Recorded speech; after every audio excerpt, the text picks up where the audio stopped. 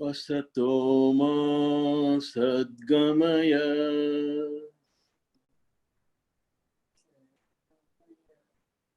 तमसो मा ज्योतिर्गमय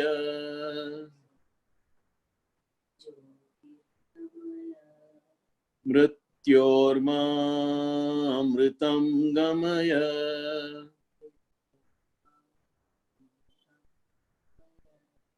ओम शांति शांति शांति।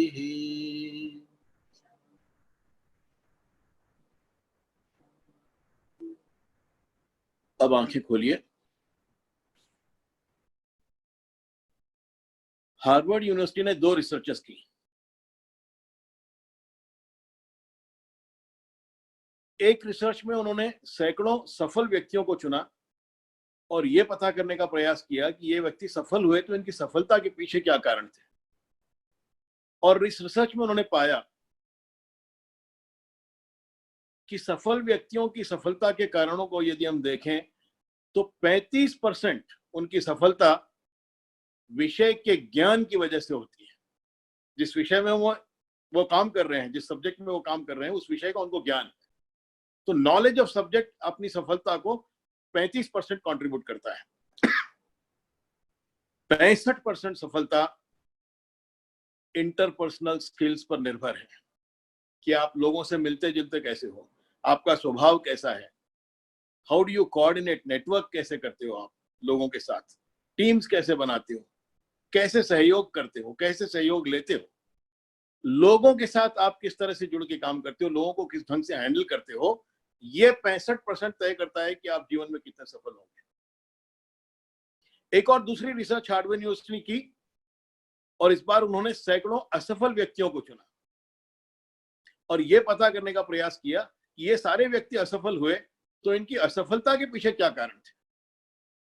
और इस रिसर्च में उन्होंने पाया कि 90% लोग जीवन में असफल होते हैं, 90%, तो वो इसलिए असफल नहीं होते कि उनको विषय का ज्ञान नहीं है, उनको विषय का ज्ञान है।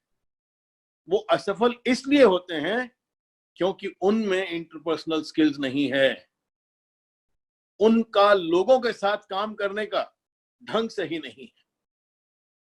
तो आप सफल व्यक्तियों पर रिसर्च करो या असफल व्यक्तियों पर रिसर्च करो, दोनों ही रिसर्च का कंक्लूसिव एविडेंस ये है कि जीवन में सफलता के लिए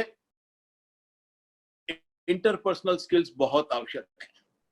ये जब पता किया हार्वर्ड ने तो उन्होंने एक बहुत सुंदर मॉडल दिया रिसर्च करके इंटरपर्सनल स्किल्स का, और ये मॉडल मैनेजमेंट में मशहूर है, प्रसिद्ध है, 4A मॉडल के नाम से। अंग्रेजी का अक्षर होता है ए, तो 4A मॉडल है इंटरपर्सनल स्किल्स का। पहला ए है एफिलिएशन, दूसरा ए है अटेंशन, तीसरा ए है एप्रिसिएशन और चौथा ए है एक्नॉलेजमेंट। सुनने में शब्द साधारण लगते हैं पर इसमें से हर शब्द हमारा जीवन बदल सकता है। एक एक करके इन चारों शब्दों पर चर्चा करेंगे और देखेंगे कि कैसे अपने जीवन में इनका उपयोग हो सकता है। तो पहला ए है एफिलिएशन। एफिलिएशन का अर्थ है लोगों से जुड़ना, एफिलिएट करना, रिलेशनशिप्स बिल्ड करना, टीम्स बनाना जीवन में। क्योंकि आप कितने ही इंडिविजुअली कॉम्पिटेंट व्यक्ति क्यों नहीं हो, कितने ही कैपेबल व्यक्ति क्यों नहीं हो, अकेले आप सफल नहीं हो सकते। आपको सफलता के लिए एक टीम बिल्ड करनी होती है, अपने साथ लोगों को लेकर चलना पड़ता है। आपको उन लोगों के जीवन में सहयोग करना पड़ता है जिनकी सफलता के लिए आप उनके लिए काम करो, और आपको ऐसे लोगों को अपने साथ लेना पड़ता है जो आपकी सफलता में आपका सहयोग करें। हर सफलता के पीछे एक टीम होती है और एफिलिएशन सफलता का अनिवार्य गुण है। टीम बिल्डिंग, लोगों के साथ जुड़ना, यह सारा ब्रह्मांड टीम वर्क में काम करता है। ब्रह्मांड के लिए अंग्रेजी में शब्द है यूनिवर्स। यूनि मतलब एक, वर्स मतलब गीत। ये सारा ब्रह्मांड रचयिता का एक ही गीत है, एक ही सिम्फनी है। और हर वस्तु इस ब्रह्मांड में एक दूसरे से सहयोग करके, टीम वर्क करके सारा ब्रह्मांड चलता है। ब्रह्मांड की एनर्जी ही टीम वर्क है। मैं आपको कई उदाहरण दे सकता हूं, पर मनुष्य का अहंकार ये उसको लोगों के साथ जुड़ने में रोकता है। सबसे बड़ी प्रॉब्लम टीम वर्क में है मनुष्य का ईगो। आप ध्यान दीजिए, आप कैसे अकेले काम कर सकते हो? क्या आप ये कह सकते हो कि ये 2 feet by 2 feet, 2 feet by 2 feet की जो 4 स्क्वायर फीट की स्पेस है, यहां केवल मैं सांस लूंगा और कोई यहां सांस नहीं लेगा? अरे आप हर सांस जो ले रहे हो वो सैकड़ों दूसरे व्यक्तियों की छोड़ी हुई सांसें हैं, और आप हर सांस जो छोड़ रहे हो वो सैकड़ों व्यक्तियों के द्वारा ली जा रही है। हर सांस में आप सारे ब्रह्मांड से जुड़े हो। आप जो ऑक्सीजन ले रहे हो, कहां से आती है ऑक्सीजन? पेड़ बनाते हैं ऑक्सीजन, तब आप ऑक्सीजन लेते हो। तो हर सांस में आप थोड़ा सा किसी न किसी पेड़ को अपने भीतर ले रहे हो। और पेड़ ऑक्सीजन कैसे बनाएगा यदि सूर्य अपनी जगह पे नहीं होगा? सूर्य का प्रकाश है तभी तो फोटोसिंथेसिस होता है, और तभी तो ऑक्सीजन बनती है। तो हर सांस जो आप ले रहे हो उसमें थोड़ा सा सूर्य भी आपके भीतर जा रहा है। और सूर्य क्या अपनी जगह पे स्थिर होता यदि 9 ग्रह उसको थामे हुए नहीं होते हमारे सोलर सिस्टम में? तो जो हर सांस आप ले रहे हो, थोड़ा सोलर सिस्टम भी आप अपने भीतर ले रहे हो। और क्या ये सोलर सिस्टम अपनी जगह स्थिर होता यदि सारी गैलेक्सी इसे थामे हुए नहीं होती? तो हर सांस में थोड़ी सी गैलेक्सी आपके भीतर जा रही है। और क्या हमारी गैलेक्सी अपनी जगह पे होती यदि सारा ब्रह्मांड उसे अपनी जगह पे थामे हुए नहीं होता? हर सांस आपकी जो ले रहे हो और जो छेड़ रहे हो, जो छोड़ रहे हो, ये ब्रह्मांड का आदान प्रदान कर रहे हो। आप जुड़े हुए हो सारे ब्रह्मांड से। यूनिवर्स ये एक गीत है रचयिता का, और आप उस गीत की एक छोटी सी कड़ी हो, एक छोटी सी धुन हो। आप अकेले नहीं रह सकते। You can not stay alone. आपको सबके साथ मिलकर ही कुछ करना पड़ता है। मैं कई एग्जांपल्स दे सकता हूं। आप देखिए आकाश में पृथ्वी कैसे उड़ती है, आकाश में पक्षी कैसे उड़ते हैं। अगर आप ध्यान से देखो तो आकाश में पक्षी उड़ते हैं तो एक टिपिकल फॉर्मेशन बनाते हैं, वो इन्वर्टेड वी फॉर्मेशन। और जानते हैं आप इन्वर्टेड वी फॉर्मेशन क्यों बनाते हैं पक्षी? जब पक्षी वी फॉर्मेशन में उड़ते हैं तो उनकी ऊर्जा का 71% बचता है। आप कल्पना करिए कि 20 पक्षी अलग अलग उड़ रहे हैं और सारे पक्षी 10-10 किलोमीटर उड़ते हैं, और सारे 20 पक्षियों का मिलाकर यदि 100 यूनिट्स ऑफ एनर्जी खर्च होती है, वही 20 पक्षी वही 10 किलोमीटर उड़े और वी फॉर्मेशन में उड़े तो 29 यूनिट्स एनर्जी खर्च होती है। उनकी ऊर्जा का 71% बच जाता है। वी के सामने जो पक्षी पंख मार रहा है वो अपने पंख मारता है वैक्यूम क्रिएट करने के लिए, अपने आप को आगे ढकेलने के लिए। उसके 2 पंखों के पीछे जो 2 पक्षी हैं उनको रेडीमेड वैक्यूम मिलता है सामने वाले पक्षी का क्रिएट किया हुआ, इसलिए उनको अपने पंख कम मारने पड़ते हैं। और यही बात उनके पीछे के 2, उनके पीछे के 2, उनके पीछे के 2, वैक्यूम ट्रांसफर होता जाता है। सामने वाला पक्षी थक जाता है, वो पीछे आ जाता है, दूसरा पक्षी उसकी जगह ले लेता है। दूसरा पक्षी थक जाता है, वो पीछे आ जाता है, तीसरा पक्षी उसकी जगह ले लेता है। ऑटोमेटिकली मैकेनिकली टीम वर्क होता है पक्षियों में, क्योंकि इंस्टिंक्टिवली पक्षी को पता है कि टीम में मैं काम करूंगा तो मेरी ऊर्जा बचेगी, मेरी एनर्जी बचेगी। सारा ब्रह्मांड टीम वर्क में काम करता है। केवल मनुष्य का अहंकार उसको बार बार टीम वर्क में काम करने से रोकता है। हमारे पुराणों में एक बहुत सुंदर समुद्र मंथन की कथा है।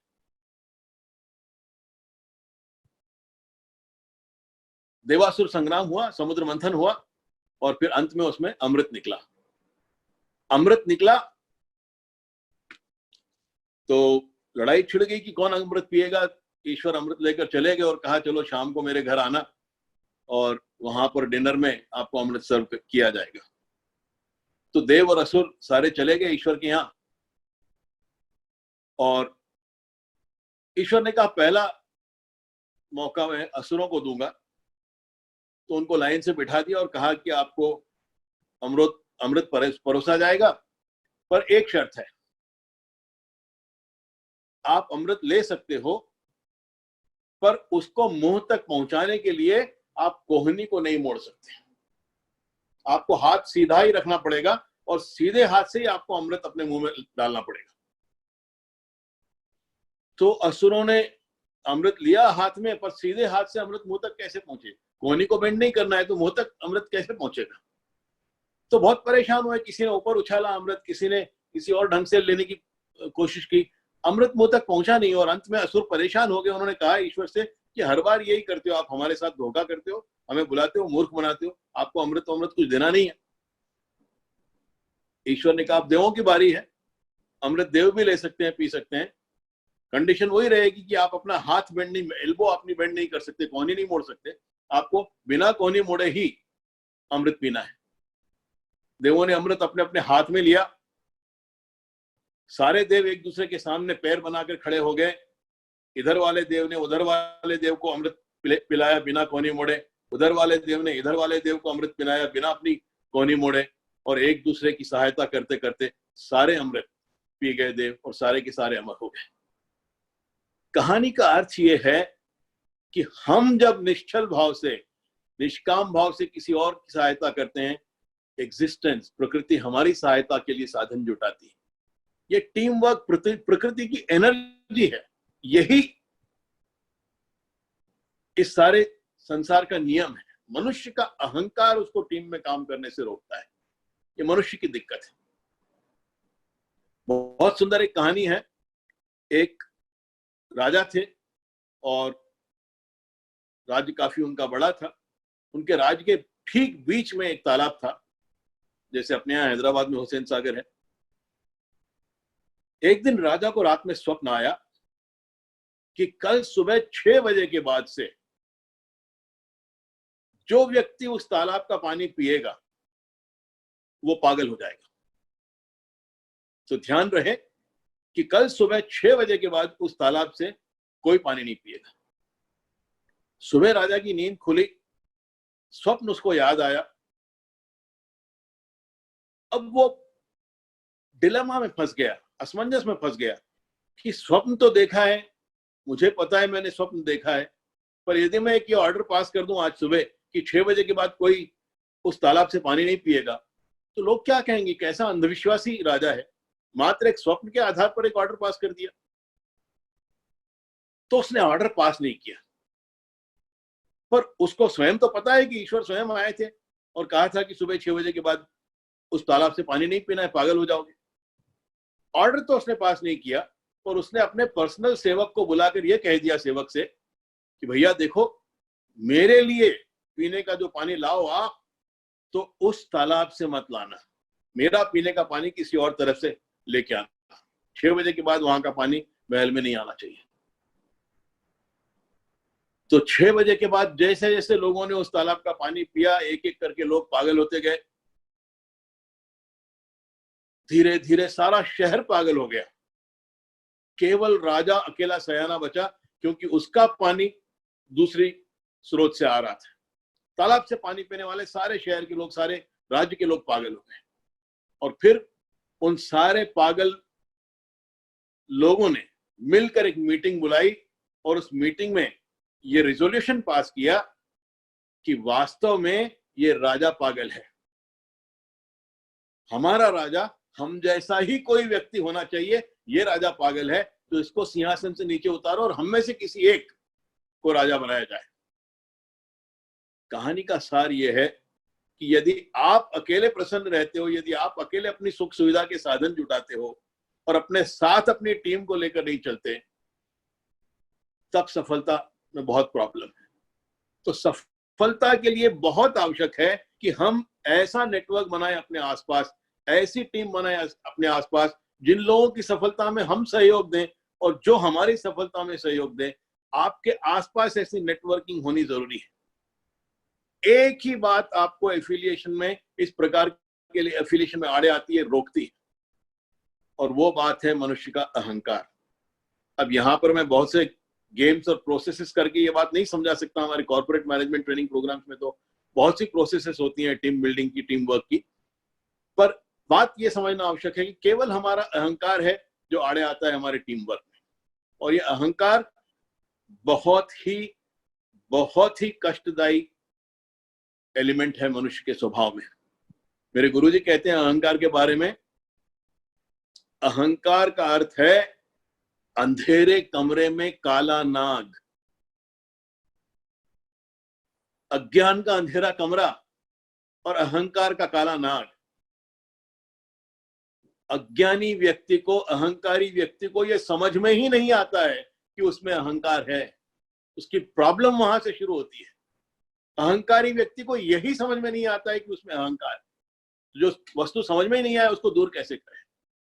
और जब तक वो अहंकार में व्यक्ति ग्रसित है तब तक टीम वर्क में प्रॉब्लम है। टीम वर्क में सबसे बड़ी प्रॉब्लम मनुष्य का अहंकार है। कैसे समझें कि अहंकार कितना है हम में? ये बहुत सुंदर समझने जैसी चीज है। मैं एक छोटा सा एक्सपेरिमेंट करूंगा।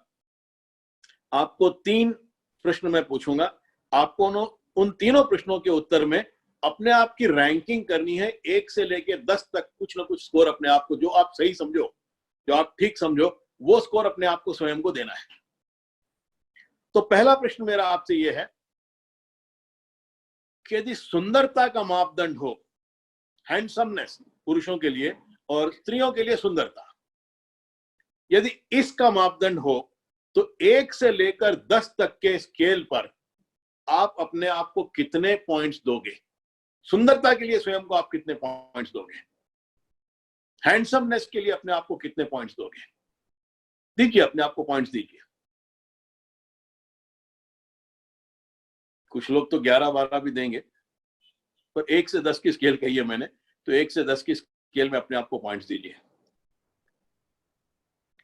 चलिए, दूसरा प्रश्न मेरा यह है कि यदि इंटेलिजेंस का मापदंड हो, बुद्धिमत्ता के लिए अपने आप को स्कोर देना हो, तो 1 से 10 की स्केल पर आप अपने आप को कितने स्कोर, क्या पॉइंट्स दोगे? कितने इंटेलिजेंट आप अपने आप को समझते हो? 10 मतलब मैक्सिमम इंटेलिजेंस, 1 मतलब बिल्कुल मिनिमम इंटेलिजेंस। तो आप इंटेलिजेंस के लिए स्वयं को कितने पॉइंट्स दोगे 1 से 10 की स्केल पर? तीसरा प्रश्न मेरा यह है, यदि सफलता का प्रश्न हो 1 से 10 के स्केल पर कि आप जीवन में कितने सफल हो, तो सफलता के लिए आप अपने आप को कितने पॉइंट्स दोगे 1 से 10 की स्केल पर?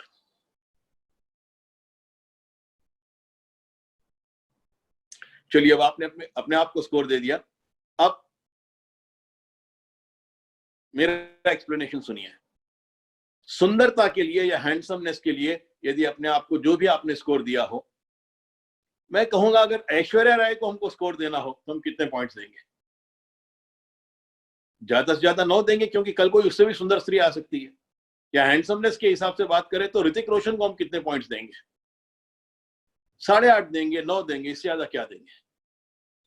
यदि ऐश्वर्या राय और ऋतिक रोशन को आप 9 पॉइंट्स देते हो तो अपने आप को आपने जो पॉइंट्स दिए हैं वो कितने सही हैं?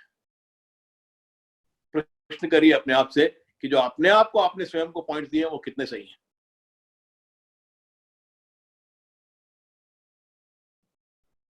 यदि इंटेलिजेंस के लिए आपने अपने आप को जो भी स्कोर दिया हो, बुद्धिमत्ता के लिए, मान लीजिए हम आइंस्टीन को स्कोर देते हैं। आइंस्टीन 20वीं सदी के सबसे बुद्धिमान व्यक्ति पॉपुलरली माने जाते थे। Man of the century Time magazine ने उनको दिया। सेंचुरी के बाद में, 20वीं सदी के बाद में जो उनका पोल हुआ ऑनलाइन, उसमें man of the century Einstein को घोषित किया गया। बहुत बुद्धिमान थे, थ्योरी ऑफ रिलेटिविटी उन्होंने दी। उस समय दुनिया में केवल 12 व्यक्ति ऐसे थे जिनको थ्योरी समझ में आती थी। इतनी ओरिजिनल थिंकिंग उनकी थी और कॉम्प्लेक्स कई प्रश्न उन्होंने हल किए विज्ञान के अपने समय में। उनको यदि हम 9 पॉइंट देंगे, क्योंकि कल उनसे भी बुद्धिमान कोई और आ सकता है। आज अभी भी स्टीफन हॉकिंग ने आइंस्टीन की कुछ थ्योरीज को डिस्प्रूव किया है, और आगे कल परसों कोई और आ सकता है, अगले वर्ष कोई और आ सकता है। तो अगर आइंस्टीन को हम 9 पॉइंट्स देंगे बुद्धिमानी के लिए, तो आपको कितने पॉइंट्स मिलने चाहिए? आप तो शायद पीएचडी भी नहीं हो।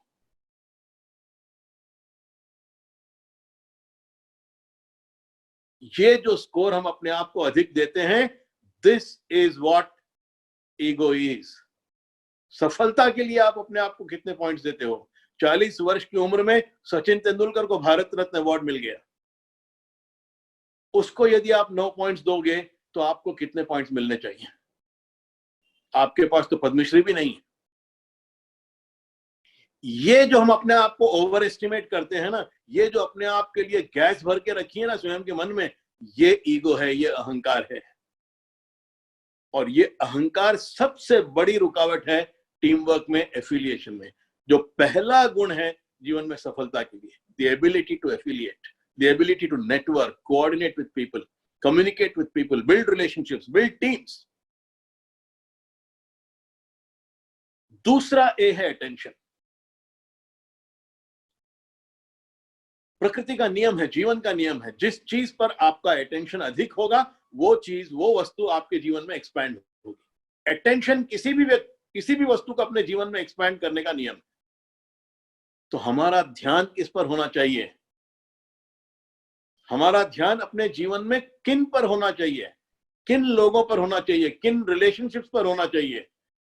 किन संबंधों पर होना चाहिए? किन जिम्मेदारियों पर होना चाहिए? किन रिस्पॉन्सिबिलिटीज पर होना चाहिए? एक बहुत सुंदर प्रिंसिपल है मैनेजमेंट में, 80-20 प्रिंसिपल।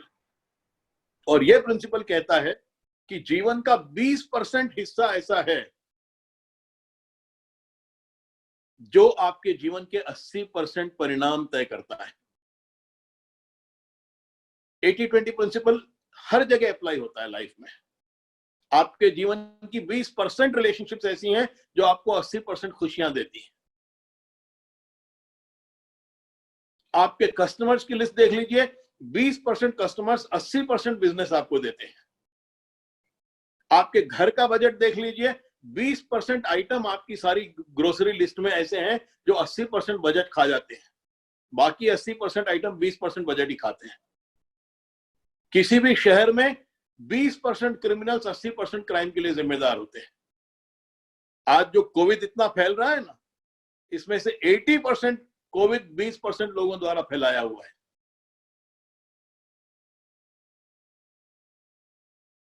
बीस % जीवन का ऐसा हिस्सा है। रोड एक्सीडेंट देख लीजिए आप, 80% एक्सीडेंट 20% ड्राइवर्स करते हैं। तो आपके जीवन का वो 20% हिस्सा, वो 20% लोग, वो 20% जिम्मेदारियां जो आपके जीवन के 80% रिजल्ट्स तय करती हैं, उन पर आपका ध्यान 80% होना चाहिए। Pay more attention to important people, important relationships, important responsibilities of your life.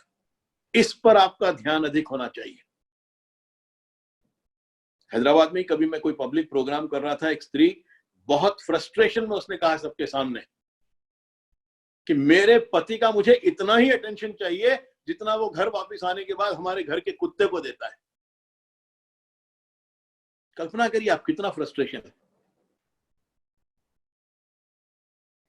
आप घर वापस आते हो, कुत्ता दौड़ के आपके पास आता है, लिपट जाता है आपसे, आप उसको पुचकारते हो, थोड़ा सा बालों में हाथ फेरते हो और फिर वो कुत्ता चला जाता है। घर के कुत्ते को भी अटेंशन चाहिए, और इतना अटेंशन हम उनको नहीं देते जो हमारे जीवन का रस है, जो हमारे जीवन की सारी खुशियां जिन पर निर्भर है।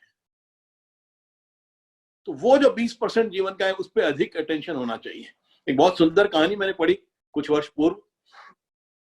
एक व्यक्ति ने लाखों रुपए पे किए और एक ब्रांड न्यू नई चमचमाती गाड़ी खरीदी, कार खरीदी। कार में बैठकर वो अपने घर की ओर जा रहा था और कुछ दूर जाने के बाद रास्ते में किसी ने एक पत्थर मारा बड़ा सा उसकी गाड़ी पर, और पत्थर आकर गाड़ी में लगा। पहला दिन नई गाड़ी, लाखों रुपए खर्च किए और किसी ने पत्थर मार दिया। उसने गुस्से में ब्रेक मारा, गाड़ी रोकी, रिवर्स की गाड़ी उस स्थान पर आया जहां पर पत्थर किसी ने मारा था, नीचे उतरा और चारों ओर देखा उसने, और फुटपाथ पर एक 8 साल का लड़का उसकी ओर आशा भरी नजरों से देख रहा था। वो गया लड़के के पास और चिल्लाया, हो कैसे लड़के हो, नई गाड़ी लाखों रुपए खर्च के उठा के पत्थर मार दिया, क्यों किया तुमने ऐसा? वो बच्चा रोने लगा।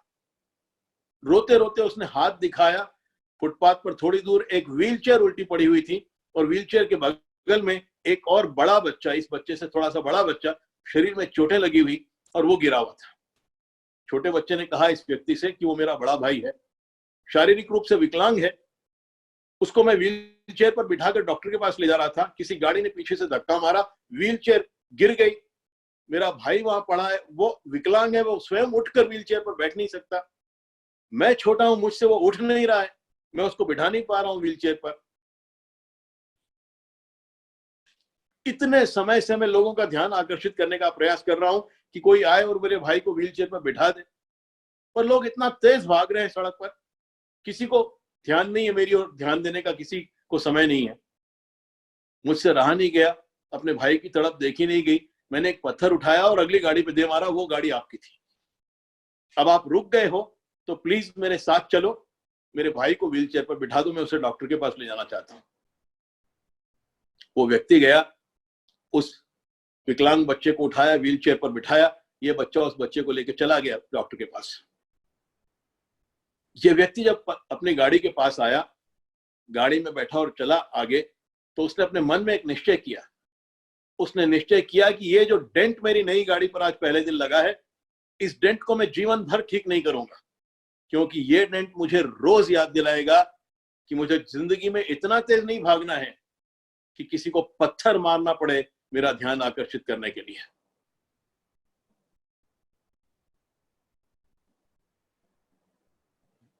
ब्रोकन रिलेशनशिप्स, डिवोर्सेस, बिजनेस में इश्यूज, प्रॉब्लम्स, ऑफिस में डिमोशंस, घर छोड़कर भागे हुए बच्चे, वृद्धाश्रम में पड़े हुए माँ बाप, ये सारे वो पत्थर हैं जो जिंदगी ने मारे हैं, याद दिलाने के लिए कि ये इंपॉर्टेंट रिस्पॉन्सिबिलिटी थी, ये आवश्यक चीज थी जिस पे आपको अधिक ध्यान देना चाहिए था।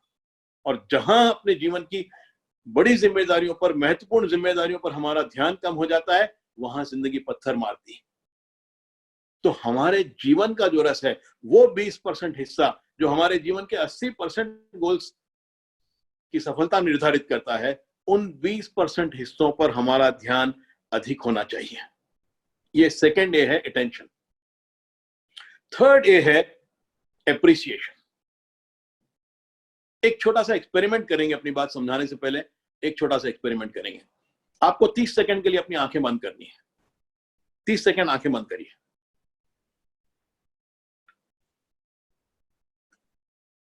अपने जीवन के पिछले 7 दिनों पर एक नजर डालिए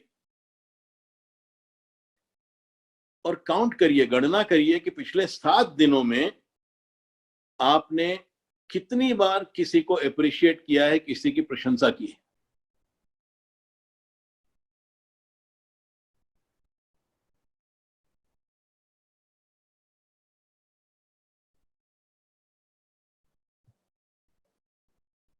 अब आंखें खोलिए।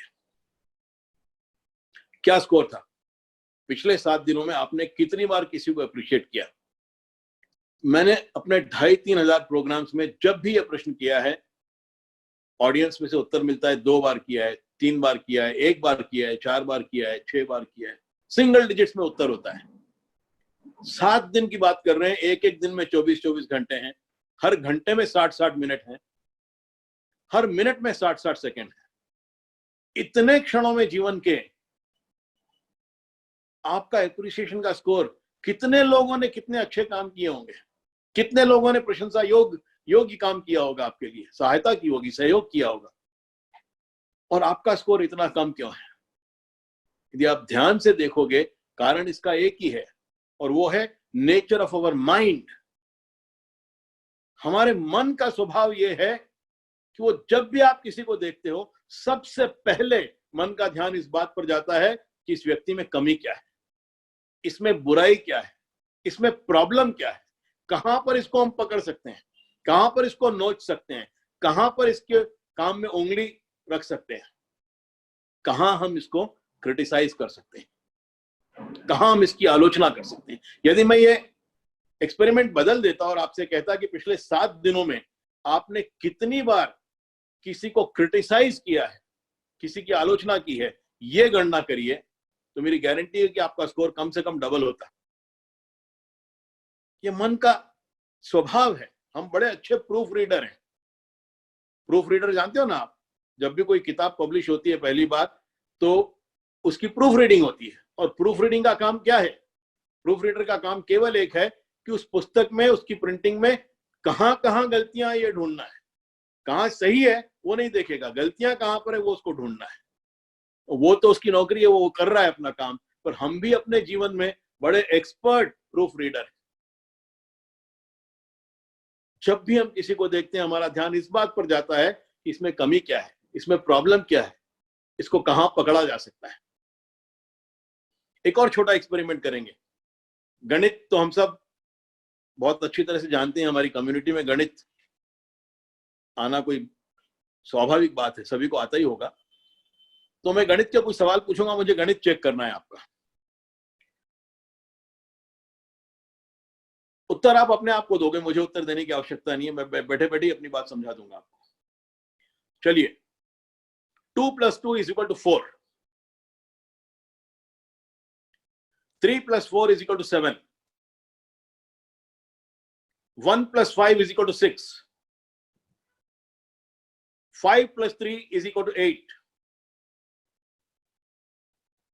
2 + 5 = 8।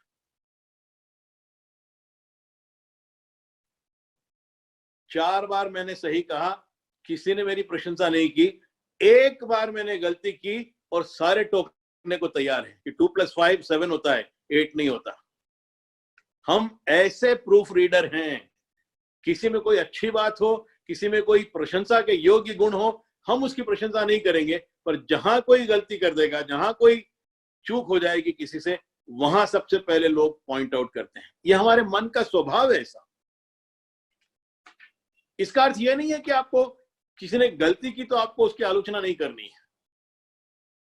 आलोचना करनी चाहिए, पर आलोचना का पर्पस क्या है, आलोचना का रीजन क्या है, आप क्यों आलोचना करते हो? आलोचना का कारण एक ही होना चाहिए कि मुझे उस व्यक्ति की भूल सुधार करनी है, उस व्यक्ति को थोड़ा सा सुधारना है, उसको ऊपर उठाना है। पर यह पर्पस हमारी आलोचना का नहीं होता। अधिकतर आलोचना हम इसलिए करते हैं कि यह व्यक्ति बहुत ऊंचा उड़ रहा है, इसको पहले जमीन पर लाओ।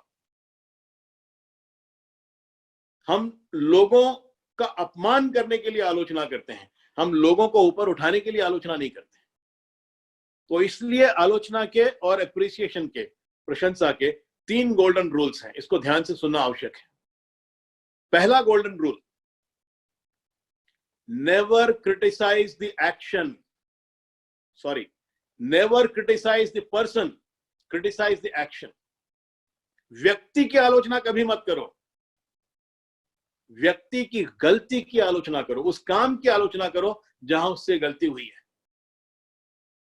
यह मत कहो कि तुम गलत हो, यह कहो कि आपने जो किया वो गलत है। क्योंकि एक गलती करने से सारा व्यक्ति गलत नहीं हो जाता है। तो यह मत कहो किसी से कि आप गलत हो, यह कहो कि आपने जो किया यह काम गलत था। दूसरा golden rule, appreciate in public, criticise in private. जब भी किसी की प्रशंसा करनी हो अच्छे काम के लिए, सबके सामने दिल खोलकर प्रशंसा करो। और जब किसी की आलोचना करनी हो उसकी गलती के लिए, उसको अलग ले जाकर 1 to 1 प्राइवेट में उसकी आलोचना करो।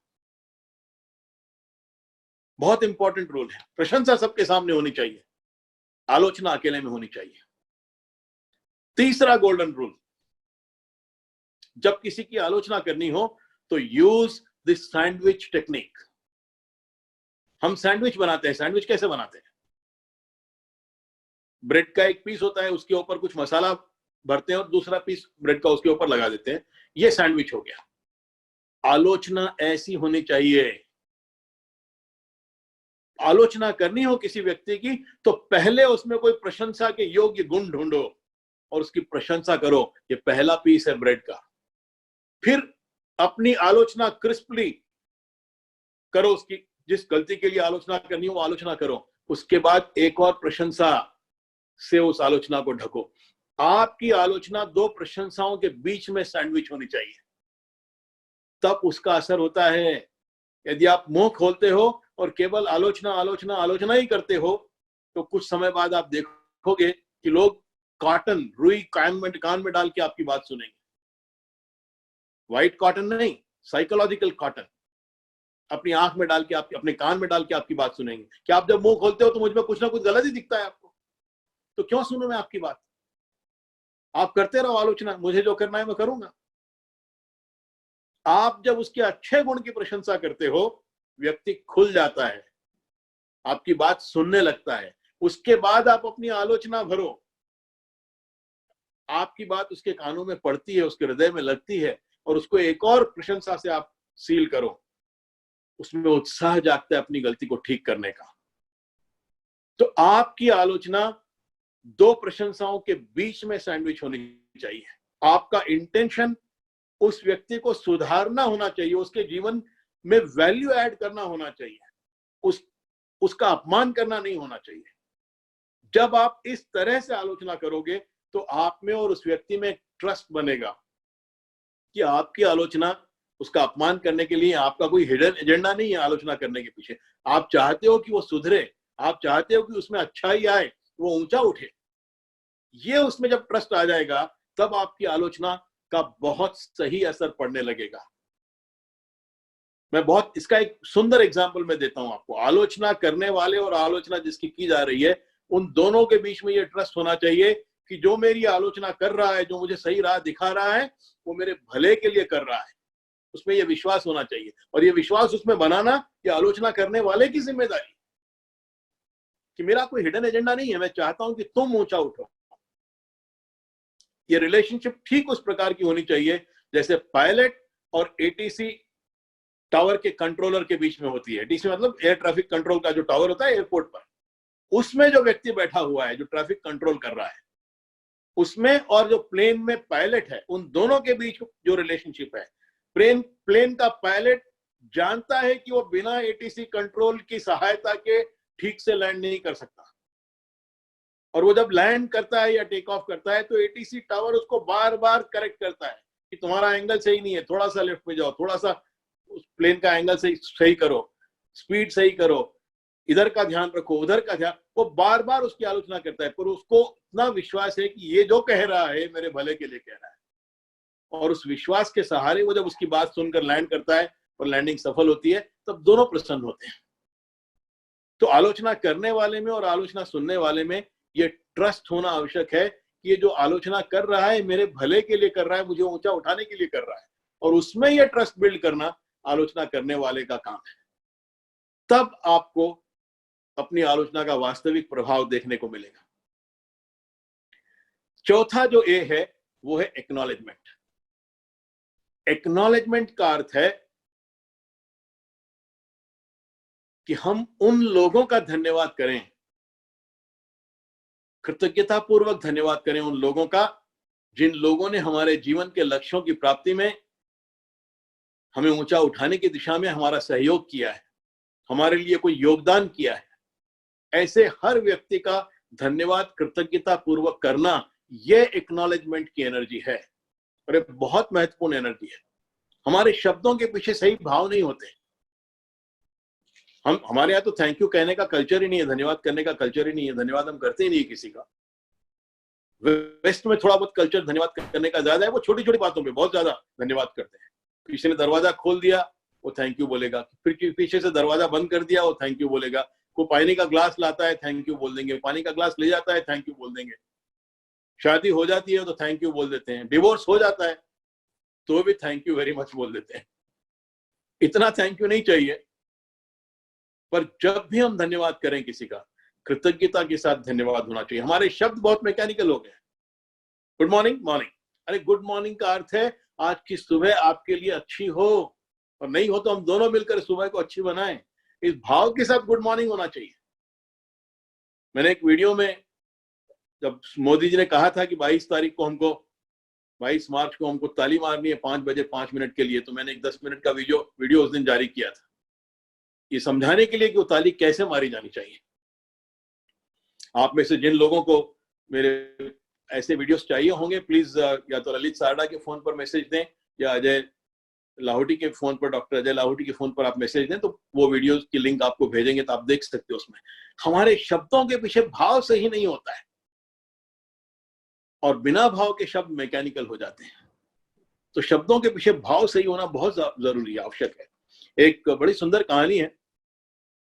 एक चर्च में एक नए पादरी आए, पुराने पादरी का ट्रांसफर हो गया तो नए पादरी आ गए चार्ज लेने के लिए। और पुराने पादरी को यह पता था कि नए पादरी घोड़ों के बड़े शौकीन हैं, और पुराने पादरी के पास एक घोड़ा था चर्च में, तो उसने वो काला अरबी घोड़ा नए पादरी को गिफ्ट दिया और कहा कि फादर, ये घोड़ा मेरे साथ इस चर्च में कई वर्षों से रह रहा है और बड़ा रिलीजियस घोड़ा है, इसको मैंने सारी रिलीजियस ट्रेनिंग दी है, और आप मुझे पता है कि घोड़ों का आपको बड़ा शौक है, तो मैं ये घोड़ा आपको गिफ्ट देके जाना चाहता हूँ। तो जैसे ही घोड़ा उसने दिया, नए पादरी को बड़ा उत्साह आया, उसने उछक के घोड़े पे चढ़ गया और कहा घोड़े से, चलो। अब वो घोड़ा हिलता नहीं है जगह से। तो पुराने पादरी ने नए पादरी को कहा, भी देखिए, आप पहले समझिए, इस घोड़े के सारे कमांड्स रिलीजियस कमांड्स हैं, बहुत रिलीजियस घोड़ा है। यदि आपको घोड़े को चलाना है तो आप घोड़े पे जैसे चढ़े हो ऐसे चढ़ने के बाद आपको बोलना पड़ेगा बड़े प्यार से, ओ गॉड। ओ गॉड बोलोगे तो घोड़ा चलेगा। पादरी को बड़ा आश्चर्य हुआ, इतना रिलीजियस घोड़ा है। तो पादरी ने बोला, ओ गॉड। ओ गॉड बोलते ही घोड़ा चलने लगा। फिर पुराने पादरी ने अपनी ट्रेनिंग जारी रखी। उसने कहा, अब आपको यदि घोड़ा तेज भगाना है तो आपको 2 बार बोलना पड़ेगा, ओ गॉड, प्यार से, और तब घोड़ा तेज भागेगा। और तेज भगाने के बाद यदि उसको रोकना है घोड़े को आपको, तो आप स्टॉप स्टॉप बोलोगे, नहीं रुकेगा, रुको रुको बोलोगे, नहीं रुकेगा घोड़ा। आपको उसको जोर से बोलना है, आलालुया। आलालुया मतलब ईश्वर की प्रशंसा। आलालुया बोलोगे तब वो घोड़ा रुकेगा। तो नए पादरी को बड़ा आश्चर्य हुआ कि इतना सुंदर घोड़ा, सारे रिलीजियस कमांड्स हैं इस घोड़े के। तो बड़े प्रसन्नता से उसने घोड़ा अपने गैरेज में पार्क कर दिया, पुराना पादरी चला गया। अब कुछ दिनों बाद नए पादरी को लगा कि गांव जाकर गांव वालों से मिलना चाहिए, परिचय करना चाहिए उनके साथ। तो फिर वो गांव गए और जाने के लिए उन्होंने घोड़ा निकाला गैरेज से और उछक के चढ़े घोड़े पे और कहा, वॉक। अब वो घोड़ा चलता नहीं है। एकाएक उनको ध्यान आया, अरे रिलीजियस घोड़ा है, इसके कमांड अलग है। तो उनको कमांड याद आ गया। तो उन्होंने घोड़े को प्यार से देखा और कहा, ओ गॉड। और जैसे ही उन्होंने ओ गॉड कहा, घोड़ा चलने लगा। तो घोड़ा चलने लगा, चर्च की कंपाउंड से बाहर गया। बाहर खेत खलियान जंगल, बड़ा सुंदर मौसम था। उनको बड़ा मजा आया। उन्होंने 2 बार कहा घोड़े को देखकर प्यार से, ओ गॉड, ओ गॉड। और घोड़ा तेजी से सरपट भागने लगा। खेत खलिहान जंगल सब पीछे छूट गए। बड़ी पहाड़ी थी, घोड़ा तेजी से उस पहाड़ी के ऊपर चढ़ रहा है और पादरी को डर लग रहा है कि इतना तेजी से भाग रहा है, पता नहीं चोटी आ गई पहाड़ की। उसको लगा इसके उस पार पता नहीं कितनी गहरी खाई है, ये रुकेगा कि नहीं रुकेगा। घबरा के पादरी ने बोला, स्टॉप स्टॉप स्टॉप, और घोड़ा रुकता नहीं है, तेजी से सर पर दौड़ा जा रहा है। एकदम से उनको ध्यान आया, कमांड इसका दूसरा है, रिलीजियस कमांड है। घबरा के जोर से चिल्लाए पादरी, हालेलुया। और जैसे ही हालेलुया कहा, घोड़ा बिल्कुल पहाड़ की चोटी पर रुका, 2 पैर हवा में, 2 पैर जमीन पर, सामने गहरी खाई, हजारों फीट। पादरी ने खाई में देखा और कहा, ओ गॉड, और घोड़ा चल दिया। कहानी का अर्थ क्या है? हम ओ गॉड भी कहते हैं, भगवान को भी याद करते हैं, तो इसलिए याद नहीं करते कि हम भगवान को याद करना चाहते हैं, स्मरण करना चाहते हैं। हम याद तब करते हैं भगवान को जब किसी मुसीबत में से छुटकारा हो जाता है। मुसीबत में से छूटे तो ओ गॉड कह दिया। ईश्वर को स्मरण करने के लिए ओ गॉड नहीं कहा। तो शब्दों में भावना सही होनी चाहिए, तब उन शब्दों का असर होता है। तो धन्यवाद में कृतज्ञता नहीं हो तो धन्यवाद किसी काम का नहीं है। एक बहुत सुंदर कहानी के साथ आज की ये टॉक एंड करेंगे। अमेरिकन एयरफोर्स में एक पायलट थे, उनका नाम केम्प था, कैप्टन केम्प। वियतनाम की लड़ाई में उन्होंने हिस्सा लिया। तो एक दिन कैप्टन केम्प वियतनाम की लड़ाई में अपना प्लेन उड़ाकर दुश्मन के इलाके में गए बमबारी करने के लिए, और वहां से दुश्मन के इलाके से नीचे से किसी ने मिसाइल मारी। वो मिसाइल आकर उनके प्लेन में लगी, उनके प्लेन में आग लग गई। प्लेन में आग लग गई तो कैप्टन केम्प ने जो सामने पड़ा था पैराशूट, वो उठाया और जल्दी से प्लेन में से कूदे, नीचे दुश्मन के इलाके में जाकर गिरे। दुश्मनों ने कैद कर लिया, उसके बाद जेल में डाल दिया। 6 साल प्रताड़ित किया उन्हें अलग अलग तरीके से। कोई 6 साल बाद जब युद्ध समाप्त हुआ, युद्ध के बंदियों का आदान प्रदान हुआ दोनों देशों में, तो कैप्टन केम्प को भी रिलीज कर दिया, वो अमेरिका वापस चले गए। एक दिन शाम को कैप्टन केम्प रेस्टोरेंट में अपनी पत्नी के साथ बैठे भोजन कर रहे थे। एकाएक रेस्टोरेंट का दरवाजा खुला, तेजी से एक व्यक्ति चलता हुआ उनकी टेबल के पास आया, खड़ा रहा टेबल के पास। उसने केम्प को देखा और कहा, हे केम्प, तुम वही तो कैप्टन केम्प नहीं हो जिसने 13 जुलाई 1967 को फ्लाइट नंबर 4210 उड़ाई और जिसके प्लेन में आग लग गई? केम्प को बहुत आश्चर्य हुआ। केम्प ने कहा, मैं वही कैप्टन केम्प हूं, पर तुमको मेरी फ्लाइट की इतनी सारी डिटेल्स कैसे याद है? तुम फ्लाइट नंबर बोल रहे हो, एग्जैक्ट डेट बोल रहे हो। उस व्यक्ति ने कहा, मुझे उस फ्लाइट की एक एक डिटेल याद है, क्योंकि जब से मुझे पता लगा कि उस प्लेन में आग लगी, तब से लेकर आज तक मैं अपनी छाती पे बड़ा बोझ उठाए घूम रहा हूं। कैप्टन केम्प को और आश्चर्य हुआ। उसने कहा, मेरे प्लेन में आग लगी तो तुम छाती पे बोझ उठाकर क्यों घूम रहे हो? इस व्यक्ति ने कहा, मैं छाती पे बोझ उठाकर इसलिए घूम रहा हूं क्योंकि मैं वो व्यक्ति हूं जिसने उस प्लेन के लिए पैराशूट्स की पैकिंग की थी। पैराशूट्स को एक स्पेशल तरीके से पैक करना पड़ता है ताकि जब पायलट कूदे तो पैराशूट हवा में खुल जाए। उसने कहा, मैंने उस प्लेन के पैराशूट्स की पैकिंग की थी, और जब मुझे पता लगा कि प्लेन में आग लगी, उस प्लेन में, सबसे पहला प्रश्न मेरे मन में यह आया कि क्या मैंने अपनी ड्यूटी सही की थी? क्या मैंने पैराशूट को सही ढंग से पैक किया था? क्या पायलट कूद पाया प्लेन में से? क्या पैराशूट हवा में खुला? क्या पायलट जमीन पर ठीक से लैंड हुआ कि नहीं हुआ? क्या पायलट की जान बची कि नहीं बची? मुझे अपने प्रश्नों के उत्तर चाहिए थे। मैंने बहुत से लोगों के से पूछा कि उस एक्सीडेंट के बाद तुम्हारा क्या हुआ, और उनमें से किसी के पास तुम्हारे बारे में कोई सूचना नहीं थी। इसलिए मेरे मन में गहरा बोझ था कि मैंने अपना काम, अपनी ड्यूटी सही की थी कि नहीं की थी, पायलट की जान बची कि नहीं बची। पर आज तुमको यहां जीवित देख रहा हूं तो मुझे बहुत खुशी है। मैं ईश्वर का धन्यवाद करता हूं कि उस दिन मैंने अपनी ड्यूटी सही की थी और मेरे पैराशूट ने तुम्हारी जान बचाई। कैप्टन केम्प ने जैसे ही ये बात सुनी, द्रवित होकर उसने इस व्यक्ति को गले से लगाया, आंखों में आंसू भरकर उस व्यक्ति का दिल की गहराई से धन्यवाद किया कि थैंक यू सो मच, तुमने मेरी जान बचाई। हम धन्यवाद नहीं करते हैं, हम कृतज्ञता नहीं बताते हैं। कब अंतिम बार, कब पिछली बार आप अपनी मां का धन्यवाद किया इस बात के लिए कि 9 महीने आपको पेट में सींचा प्यार से, कितनी तकलीफ के साथ आपको दुनिया में लाई होगी। हर दूसरे जानवर का बच्चा घंटे, 2 घंटे, 4 घंटे में सेल्फ सफिशिएंट हो जाता है, उसको मां की आवश्यकता नहीं होती। इंसान के बच्चे को 5 साल संभालना पड़ता है, और निस्वार्थ मां संभालती है। कब हमने धन्यवाद किया? कब पिछली बार हमने अपने पिता का धन्यवाद किया कि कितनी रातें जाग के बिताई होंगी, कि कितने त्याग बलिदान आपको अच्छा इंसान बनाने के लिए किए होंगे। कब पिछली बार हमने अपने पति या पत्नी का धन्यवाद किया कि सुबह से लेकर शाम तक हर क्षण आपका ध्यान रखती है, कि सुबह से लेकर शाम तक वो हर क्षण घर के बाहर काम करता है घर को सही ढंग से चलाने के लिए। हम एक्सप्लॉइट करते हैं एक दूसरे को। कब अंतिम बार आपने, पिछली बार आपने अपने जीवन के बचपन के किसी टीचर का धन्यवाद किया कि आपको अच्छे अच्छे जीवन मूल्य सिखाए, आपको अच्छा इंसान बनाने में सहायता की? हम टीचर को नौकर समझते हैं। इंसान का बच्चा बेसिकली बेगैरत है। कोई कुछ भी करे हमारे लिए, हम धन्यवाद नहीं करते उसका। मन में कृतज्ञता जागे, एटीट्यूड ऑफ ग्रेटिट्यूड जागे उन लोगों के लिए जिनकी वजह से आप जहां हो वहां हो। उन्होंने जो योगदान किया आपके जीवन में, आपको जो है बनाने के लिए, उनका कृतज्ञता पूर्वक धन्यवाद होना, ये एक्नॉलेजमेंट है।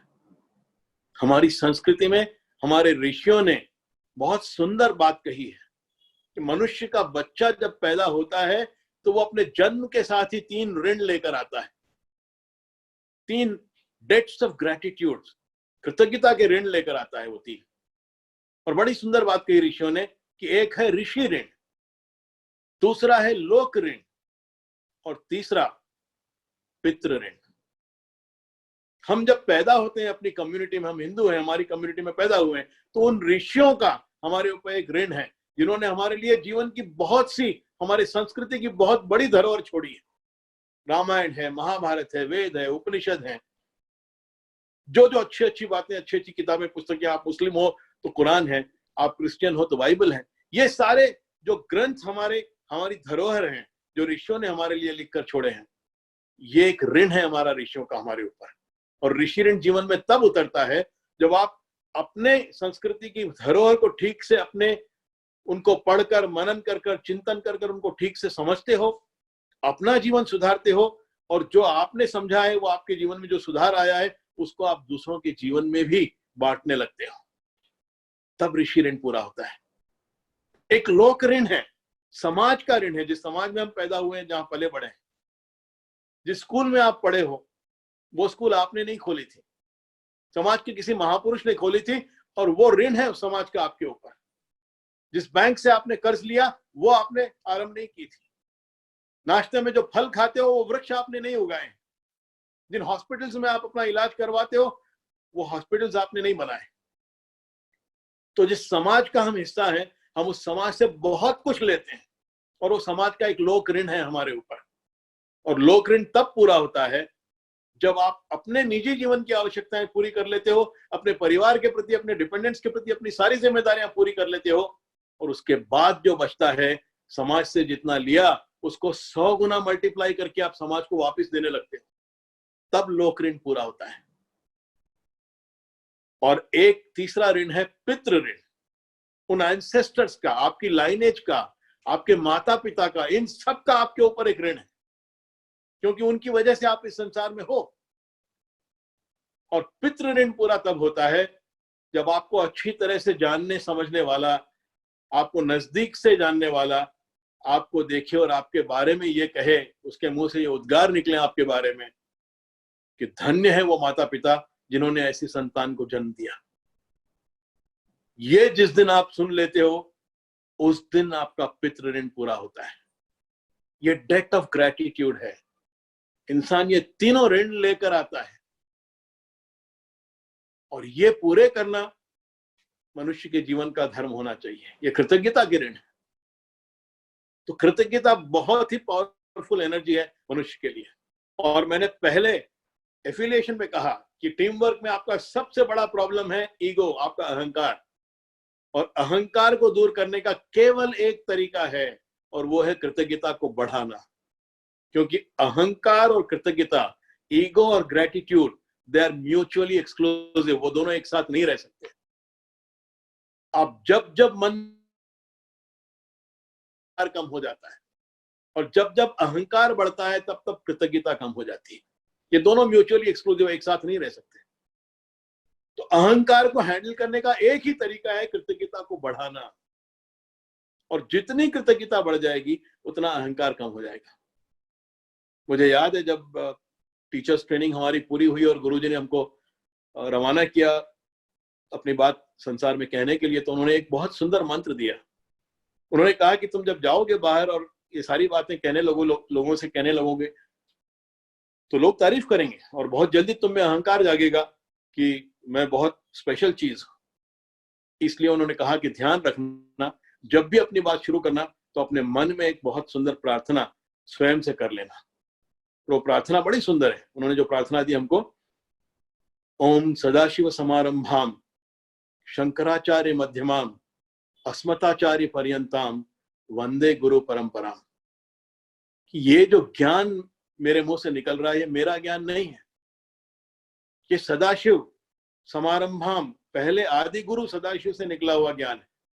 उन गुरुओं की श्रृंखला में कहीं बीच में शंकराचार्य मध्यमाम, और उनसे होते हुए ये ज्ञान धीरे धीरे अस्मताचार्य पर्यंतम मेरे गुरु तक पहुंचा है, और उनसे मुझे मिला है, वो मैं दे रहा हूं। ज्ञान मेरा नहीं।